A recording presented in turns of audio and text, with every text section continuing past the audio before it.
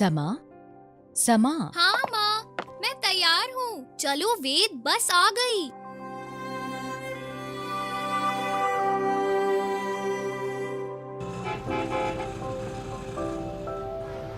माँ घर के सारे कामों के बोझ से दबी रहती हैं, पर न जाने क्यों पापा उनकी कोई मदद नहीं करते। मैं जानती हूँ कि पापा ऑफिस जाते हैं, लेकिन माँ तो घर की सफाई भी करती हैं, सभी के लिए खाना पकाती हैं और फिर ऑफिस भी जाती हैं। मुझे इस बारे में ईशा मैम से बात करनी चाहिए। धन्यवाद बच्चों, आज की क्लास खत्म होती है। अगर तुम्हारे कोई सवाल हो तो मेरे पास आओ।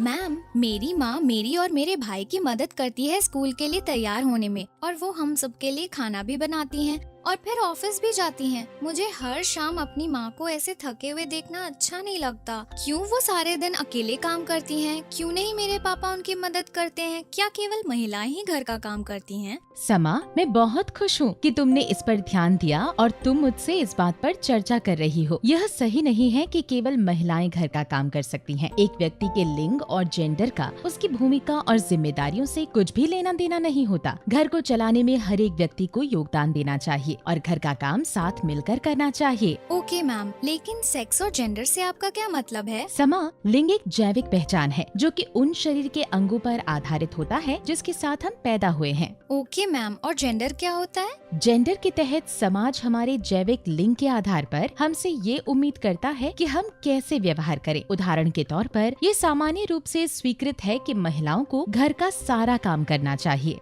मैम, बिल्कुल ऐसा ही मेरे घर में हो रहा है और मुझे लगता है कि ये गलत है। सही कहा समा, ये बिल्कुल ठीक नहीं है और ये महत्वपूर्ण है हम ऐसी चीजों पर सवाल उठाएं जिन्हें स्टीरियोटाइप कहते हैं। शायद तुम ये जानती होगी कि दुनिया के ज्यादातर शेफ पुरुष हैं और उन्होंने इस स्टीरियोटाइप को तोड़ा है कि केवल महिलाएं खाना पका सकती हैं। इसी तरह मैरी कॉम, जो कि एक बॉक्सर हैं, उन्होंने ये दिखाया है कि महिलाएं भी लड़ सकती हैं और वे भी उतनी ही मजबूत होती हैं। ये कुछ उदाहरण हैं जिनको तुम ध्यान में रख सकती हो और अपने दोस्तों और परिवार से शेयर कर सकती हो। धन्यवाद मैम, मैं अपने मम्मी और पापा से चर्चा करूंगी और जब भी मैं ऐसा कुछ अपने आसपास होते देखूंगी, इन बातों पर सवाल उठाऊंगी। पद्मा, क्या डिनर तैयार है? और मैं सोच रहा था कि तुम हम सबके लिए कुछ खाना बना लो ताकि हम ट्रेन में भूखे ना रहें।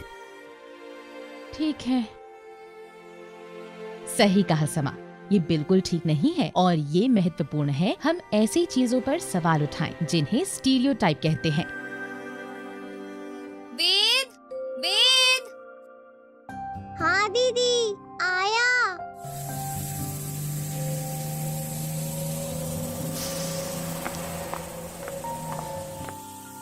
पापा, क्या मैं आपसे कुछ पूछ सकती हूँ?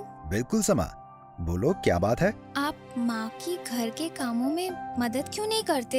मैं दिन भर ऑफिस में काम करता हूँ और जब वापस आता हूँ तो थका होता हूँ। तब मैं टीवी देखना और आराम करना पसंद करता हूँ। लेकिन माँ भी तो ऑफिस जाती हैं, पर तब भी वो घर वापस आकर खाना बनाती हैं और घर साफ करती हैं और अन्य घरेलू काम करती हैं। समा, तुमसे ये सब बातें किसने कही? हर घर में माँ खाना बनाती है और घरेलू कार्य करती है। यह हमारे समाज में सामान्य है और इसमें कुछ भी गलत नहीं है। नहीं पापा, ये गलत है। मेरी टीचर ने भी ऐसी मान्यताओं के बारे में बताया था जो कुछ स्थितियों में एक लिंग को दूसरे से अधिक शक्तिशाली बनाते हैं। हम सबके लिए खाना बनाना माँ का कर्तव्य नहीं है। मैम ने कहा था कि हम सबको एक साथ मिलकर काम करना चाहिए और एक दूसरे की मदद करनी चाहिए।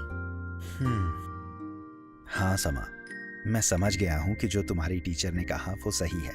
मुझे मेरी गलती का एहसास हो गया है। मैं तुम्हारी माँ की खाना बनाने में मदद करूंगा और कल शिमला जाने के लिए बैग भी पैक करूंगा। धन्यवाद बेटा, ये बताने के लिए कि मैं क्या गलत कर रहा था।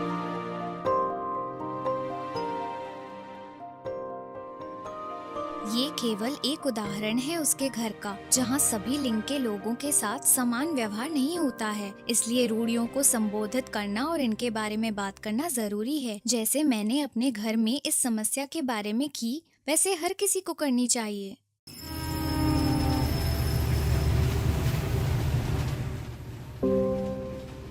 वेद, क्या हुआ? तुम इतने डरे हुए क्यों लग रहे हो? दीदी, मैं इनसे बहुत डरता हूँ। ये लोग कौन हैं? वेद, इसमें डरने की कोई बात नहीं है। ट्रांसजेंडर हमारे जैसे लोग हैं जो अपने जैविक लिंग के आधार पर सौंपे गए जेंडर की भूमिका से पहचाने नहीं जाते। मेरी क्लास टीचर मैम ने बताया था कि ये हर व्यक्ति पर निर्भर करता है कि वो अपना क्या जेंडर चुने और हमें उनके जेंडर के चुनाव पर नजर नहीं रखनी चाहिए, इसलिए डरने की जरूरत नहीं। लेकिन दीदी, वो सबके पास क्यों जा रहे हैं? समाज ट्रांसजेंडर को समान मौके नहीं देता है, जिसकी वजह से उनको अपनी दैनिक जरूरतों को पूरा करने में चुनौतियाँ आती है। इसीलिए वो लोगों से पैसे मांगते हैं। माँ पापा, क्या हम उनकी मदद कर सकते हैं? अभी तुरंत ये सब बंद करें। हर एक व्यक्ति जैसा बनना चाहे वैसा बनकर जीवन जीने के लिए स्वतंत्र है। आप सब लोगों को इनसे माफी मांगनी चाहिए और दोबारा बिल्कुल ऐसा नहीं करना चाहिए। हम अपनी गलती महसूस करते हैं और शर्मिंदा हैं। धन्यवाद सर। अब समय है कि लोग ये समझें कि हमारा जेंडर या जीवन जीने का चुनाव हमें कमजोर नहीं बनाता और इस आधार पर हमारे साथ भेदभाव नहीं किया जाना चाहिए। वो सही कह रहे हैं। हमें सभी इंसानों का सम्मान करना सीखना चाहिए और लोग जैसे भी हैं उनको स्वीकार करना चाहिए।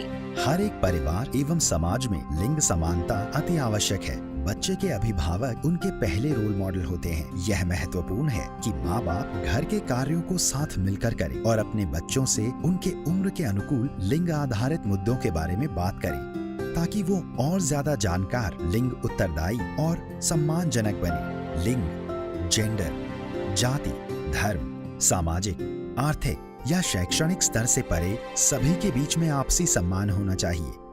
ये महत्वपूर्ण मूल्य लैंगिक समता आधारित समाज के निर्माण की मजबूत नींव बनाते हैं।